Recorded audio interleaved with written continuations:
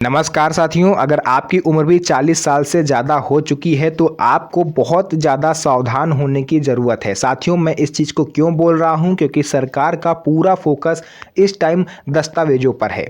कोई भी ऐसा व्यक्ति जो अपने दस्तावेज़ दिखाने में सफल नहीं हो रहा है, आप लोग कह सकते हो कि उसको फ्यूचर में चल के काफ़ी ज़्यादा परेशानियों का सामना करना पड़ेगा। हो सकता है उसे किसी तरह का सरकारी लाभ ना मिले, उसके जो बच्चे होंगे उनको सरकारी नौकरी में आवेदन करने का मौका ना मिले, तो कुछ भी हो सकता है। तो वीडियो को आपको पूरा देखना है ताकि आपको कौन से ऐसे कागज़ हैं जो संभाल कर रखने हैं, क्योंकि इसकी ज़रूरत आपको पड़ने वाली है। उन सभी चीज़ों के बारे में मैं आपको बताने जा रहा हूँ। वीडियो काफ़ी ज़्यादा इंपॉर्टेंट है। अभी से चैनल को सब्सक्राइब करके रख लीजिए, क्योंकि यहाँ पर ऐसी वीडियोज़ मैं आपके लिए बनाता रहता हूँ।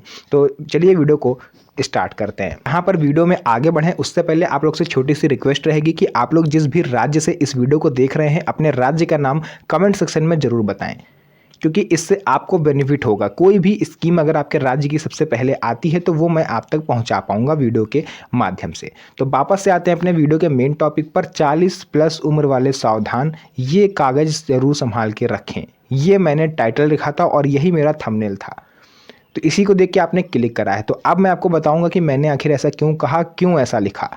तो शुरुआत हो रही है एसआईआर वेरिफिकेशन से। आपको पता है यूपी समेत 12 राज्यों में एसआईआर वेरिफिकेशन तेजी से चल रहा है। अभी रिसेंटली निर्वाचन आयोग ने 1 महीने के लिए इसको और ज़्यादा बढ़ा दिया। रीज़न सिर्फ इतना है कि हर घर में नोटिस भेजा जा रहा है। एसआईआर वेरिफिकेशन के दौरान जिन लोगों ने अपनी मतदाता सूची, जो 2003 की मतदाता सूची थी, वो वाला कॉलम खाली छोड़ दिया, उन सभी के घर पर चुनाव आयोग नोटिस भेज रहा है हियरिंग के लिए, यानी सुनवाई के लिए। और आप लोगों ने ये चीज़ ज़रूर नोटिस करी होगी कि जो नोटिस है वो मोस्टली 40 प्लस उम्र वालों के घर पर ही आ रहा है। आप देखोगे अपने आस पड़ोस गली मोहल्ले में, आप देखो जिनकी उम्र 40 साल से ज़्यादा है, मैक्सिमम नोटिस उन्हीं को मिल रहा है। ऐसा क्यों? क्योंकि सरकार का सीधा टारगेट वही लोग हैं जिनका जन्म 1987 के आसपास हुआ है, क्योंकि उन्हीं की उम्र इस टाइम लगभग 40 के आसपास है। तो सरकार का कहना सिर्फ इतना है कि अगर आप अपनी नागरिकता साबित नहीं कर सकते तो आपको सरकार किसी भी सरकारी सुविधा का लाभ नहीं देगी, ऐसा लोगों ने कहा है। हालांकि एसआईआर वेरिफिकेशन का आपकी नागरिकता से कोई ताल्लुक नहीं है, लेकिन भविष्य में आपको पता होगा हमारे देश के गृह मंत्री श्री अमित शाह जी ने ये पहले ही कहा हुआ है कि एनआरसी प्रस्तावित है, यानी आने वाले कुछ महीनों में एनआरसी भी पूरे देश में कराई जा सकती है, जिसका जो बेस है वो एसआईआर है, यानी स्पेशल इंटेंसिव रिवीजन। एक तरह से एनआरसी का, यानी नेशनल रजिस्टर ऑफ सिटीजनशिप का बेस तैयार कर रहा है। एनआरसी अगर लागू होती है तो इट मीन्स सरकार आपसे सीधे सीधे आपकी नागरिकता का सबूत मांग रही है। वो ये जानना चाहते हैं कि आप कितने सालों से भारत में रह रहे हो, आपके पूर्वज यहाँ रहते थे या आप कहीं बाहर से आके यहाँ पर रह रहे हो। तो चलिए, अब वो समय आ गया है कि मैं आपको बता दूं कि अगर आपकी उम्र 40 साल है तो आपको कौन कौन से दस्तावेज संभाल के रखने हैं, और अगर नहीं है तो उन्हें जल्द से जल्द ढूंढ के निकालिए, ये नहीं है तो बनवाइए।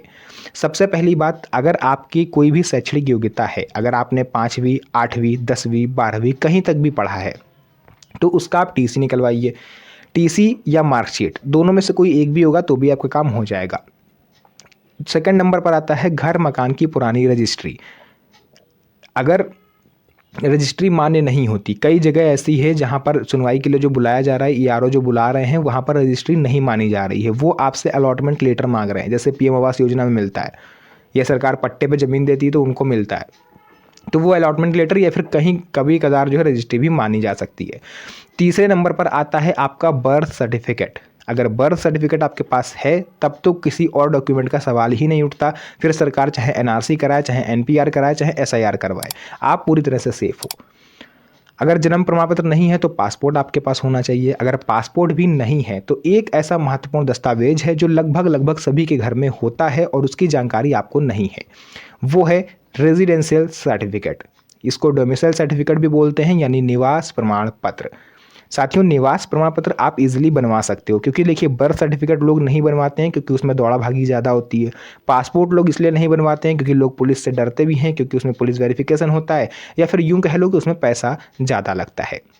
तीसरे नंबर पर आता है निवास प्रमाण पत्र, जो कि मात्र 100 से 50 रुपए में आपका बन के तैयार हो जाता है और ना ही आपको इसमें ज़्यादा दौड़ा भागी करनी है। आपको अपने पार्षद के पास चले जाना है या फिर गांव में रहते हो तो ग्राम प्रधान के पास आप चले जाओ, वो नोटपैड पर आपको लिख के दे देंगे। उसकी जो नोटपैड पर वो लिख के देंगे उसकी सहायता से आपका निवास प्रमाण पत्र आप ऑनलाइन आवेदन कर सकते हो किसी भी जनसेवा केंद्र से। 100 से 150 रुपये या 50 रुपये वो आपसे लेगा और आपका ऑनलाइन आवेदन कर देगा।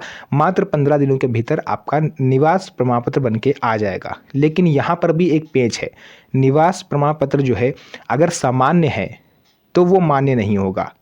मूल निवास प्रमाण पत्र होना चाहिए या स्थायी निवास प्रमाण पत्र होना चाहिए। ये हो गया। इसके अलावा अगर आप SC ST OBC कैटेगरी से बिलोंग करते हो तो आपके पास कास्ट सर्टिफिकेट होगा, यानी कि जाति प्रमाण पत्र। इसके अलावा आप चाहो तो और भी दस्तावेज आप दे सकते हो, जैसे आपको मैंने बताया था 10th क्लास की मार्कशीट वगैरह, है ना, या फिर आप अपने बचपन के स्कूल की TC वगैरह दे सकते हो, आप अपने ग्राम प्रधान से लिखवा के दे सकते हो और आप अपने माता पिता का भी कोई दस्तावेज दे सकते हो।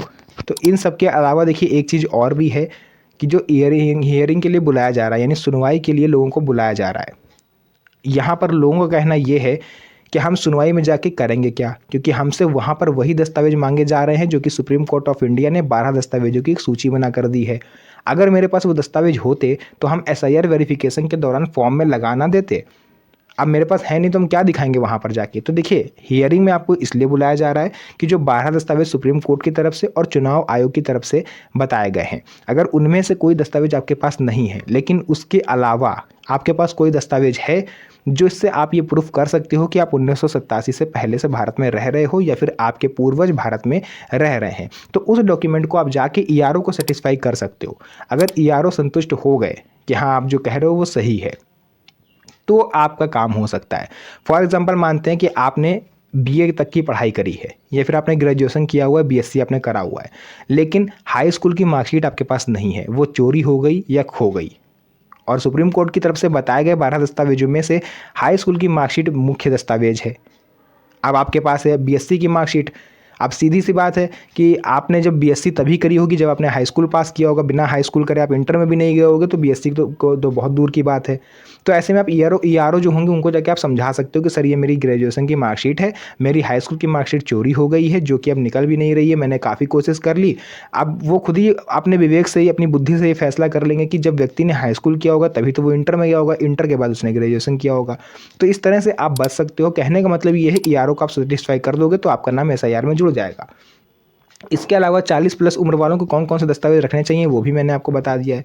अब अगर आपके मन में कोई डाउट है तो आप कमेंट सेक्शन में ज़रूर पूछिए, उसका रिप्लाई मैं आपको दूंगा, क्योंकि भविष्य में NRC प्रस्तावित है। एक भी छोटी सी गलती आपको और आपकी आने वाली पीढ़ी को मुसीबत में डाल सकती है। साथियों अगर आप भारत के नागरिक नहीं माने जाओगे तो आगे चल के आपके परिवार के किसी भी सदस्य को सरकारी योजना का लाभ मिलना मुश्किल हो सकता है। हो सकता है आपकी आगे आने वाली पीढ़ी सरकारी नौकरी में आवेदन ही ना कर पाए, क्योंकि जब उनके पेरेंट्स भारत के नागरिक नहीं हुए तो बच्चे कैसे हुए। तो होने का कुछ भी हो सकता है। इसलिए अभी थोड़ी मेहनत कर लीजिए, थोड़ा दौड़ा भागी कर लीजिए। अपना और अपने आने वाली पीढ़ी का फ्यूचर सिक्योर करना आपके हाथों में है। बाकी मेरा काम था आप तक जानकारी पहुंचाना, आपको अवेयर करना, होना या ना होना, जागरूक होना या ना होना वो आपके अपनी बात है। मेरा काम था बताना, सो मैंने बता दिया। अब अगर वीडियो पसंद आई हो तो वीडियो को जल्दी से लाइक करिए और अपनी चैनल को सब्सक्राइब करके अपनी इस वीडियो को अपने यार दोस्तों और रिश्तेदारों के साथ भी शेयर करिए, ताकि उन्हें भी इन सब चीज़ों के बारे में पता चले और वो भी समय रहते अवेयर हो पाए। तो फिलहाल के लिए आज की इस वीडियो को हम लोग यहीं तक रखते हैं। फिर से मुलाकात होगी आप सभी से एक और नई मज़ेदार वीडियो में। तब तक के लिए धन्यवाद। जय हिंद।